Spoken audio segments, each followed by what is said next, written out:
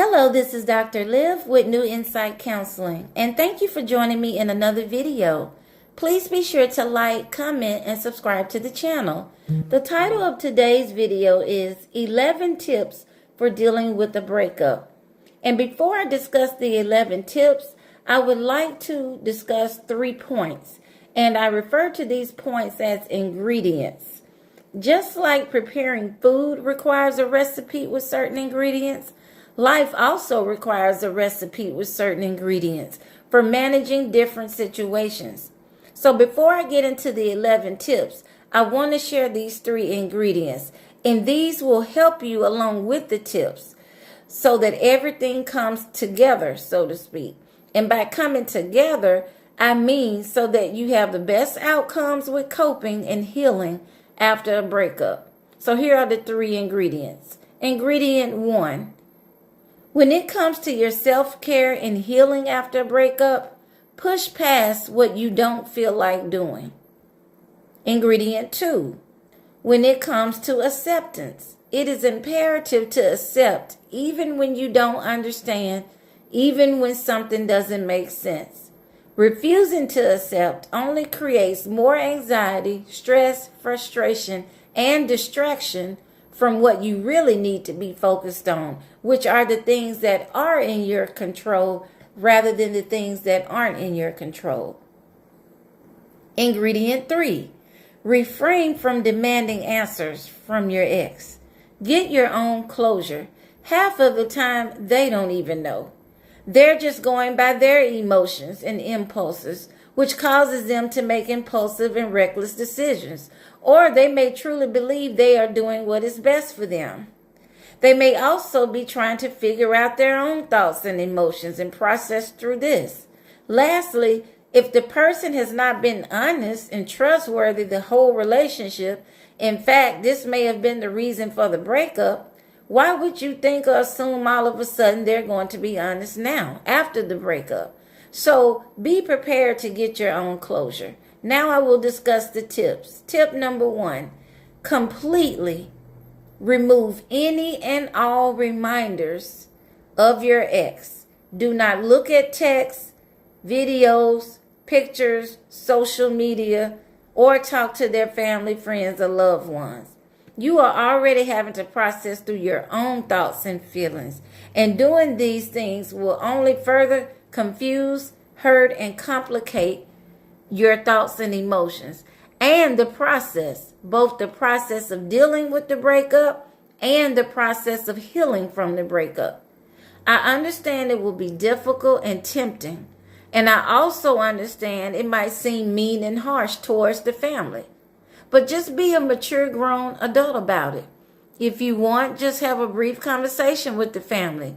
Keep it nice, cordial, and respectful, and let them know you need this time and that it is no hard feelings, no love lost, but you need the time and space for yourself and to respect what the ex wants as well.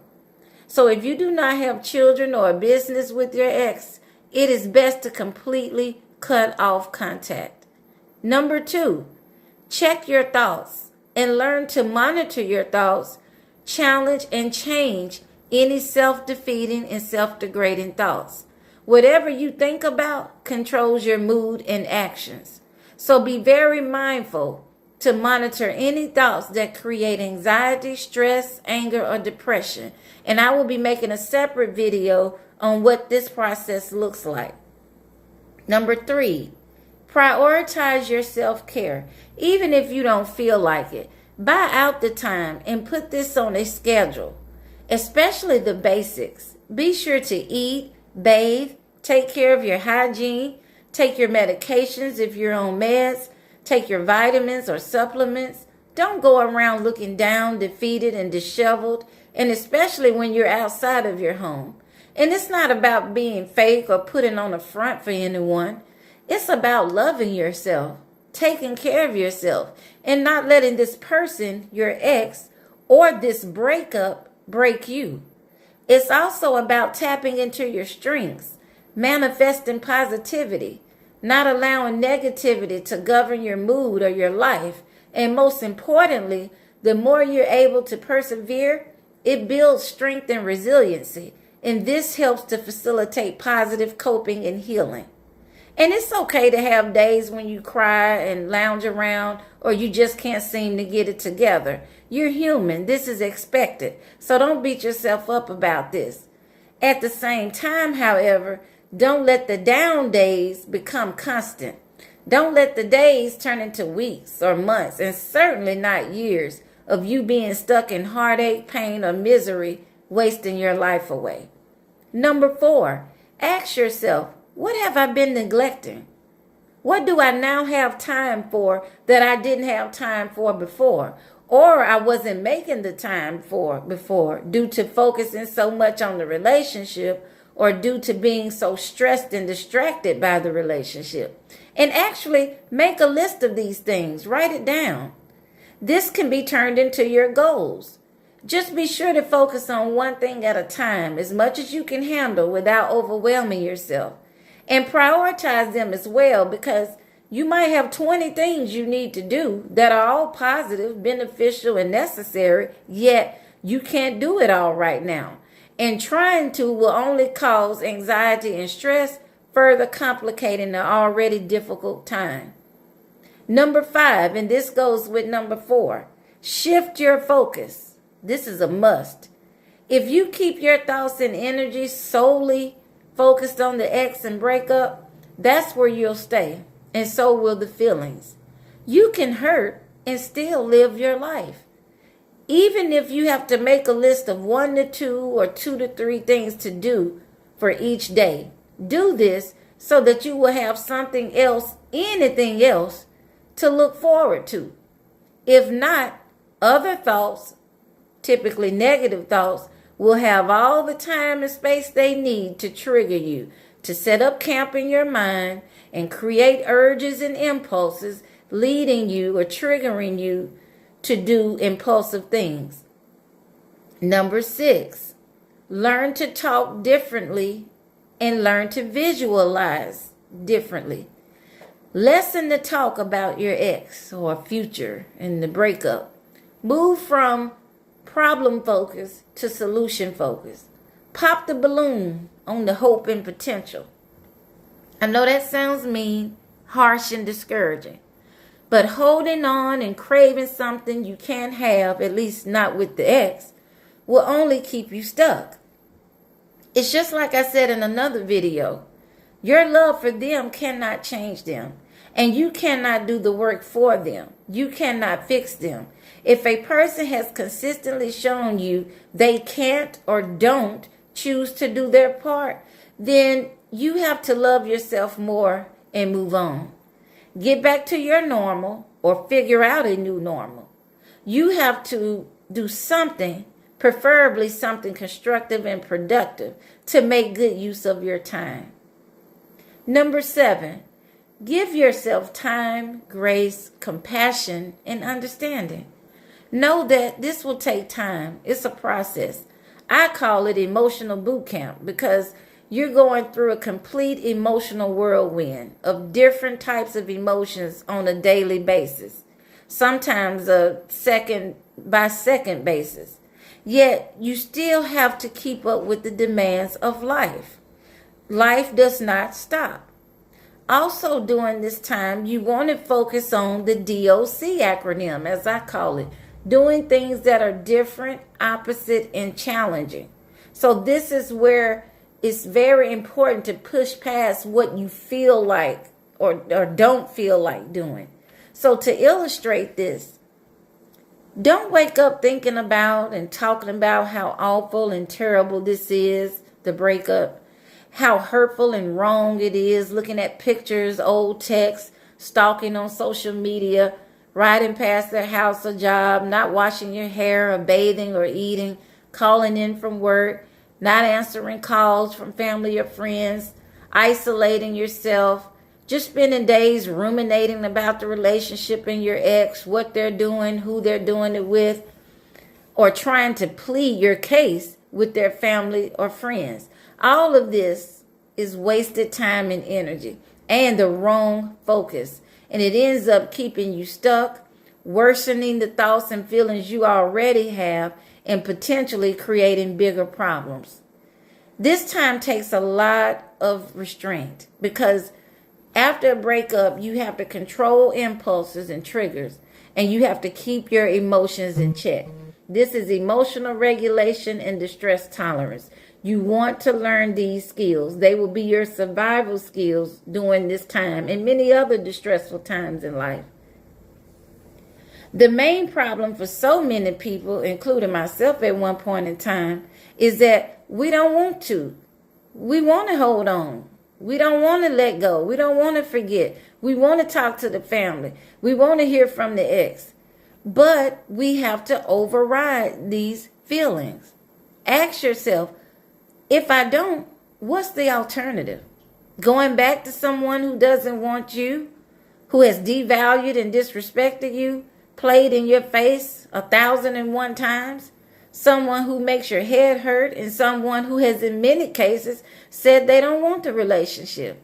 Are you going to beg and plead, stalk them, make them want you, lower your standards, and just settle for whatever they want to do with you just to keep you around? I think not. At least I hope not. Also, when you do these things, such as begging, pleading, chasing, staying connected with their family and friends, refusing to let go, this is an ego stroke or boost for your ex.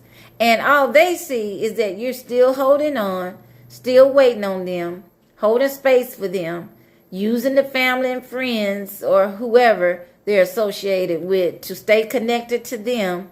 And they can also use these people to keep tabs on you.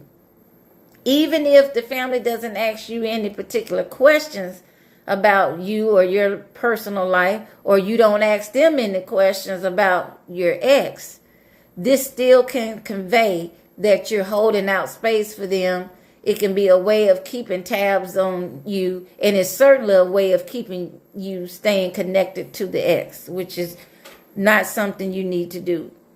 Number 8, get your affirmations ready. You will need as many positive, encouraging, motivating, strength-based narrative strips of self-talk as you can to replace the 1,000,001 negative, anxious, angry, depressive thoughts that will pop up in your mind and try to set up camp every day.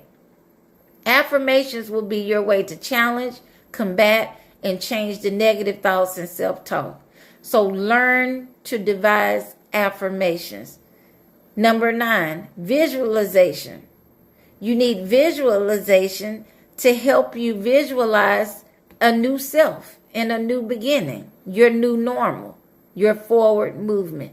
If you don't know, through self-reflection and self-exploration, you can figure this out. Affirmations and visualization help you tap into strengths that have been lost or strengths that are unrealized. And they also help to anchor you in something positive, because every day during this process of the breakup, you will have urges and temptations, triggers, and negativity to deal with, on top of your everyday life responsibilities to keep up with, bills, parenting, work obligations, etc. And so these things don't stop just because you're going through a breakup, just like they don't stop with any other loss or crisis. And I know we often wish we had a remote control to life to stop, pause, rewind, or fast forward even. But it just doesn't work like that. And this is another reason why acceptance is so critical for coping. Acceptance of what we don't understand, and acceptance of what doesn't make sense and what we cannot change. Waiting to understand or trying to do what is out of our control will only keep you spinning your wheels going nowhere, bringing on more stress, anxiety, depression, and frustration. Number 10, have at least one person you can confide in, laugh with, cry with, someone who makes you feel safe with being open and vulnerable. This person can also be your accountability person, someone who keeps you on track, tells you the right things even when you don't want to hear it, and is more concerned about your happiness and well-being than your relationship status. So you need a solid person in your life that's going to help keep you accountable, that's going to be there faithful and loyal when you need them, and a person that's not going to judge you, and a person that's going to tell you right regardless of what you want to hear. And number 11, don't move too fast. Don't go jumping in another man or another woman's face. It will definitely be a distraction to get your mind off the ex, but that's all it'll be. And the distraction won't be the type of distraction that you need. And in many cases, it will cause certain thoughts and feelings to resurface, even if the other person is nice and cool or just what you feel you need. If you have not thoroughly addressed the issues from the breakup, you'll be potentially inviting and repeating the same old problems and patterns. You need time to let the dust settle, so to speak, to work on yourself, to learn the lessons, and to heal. I hope this helps. Please leave your comments down below, and we will talk soon.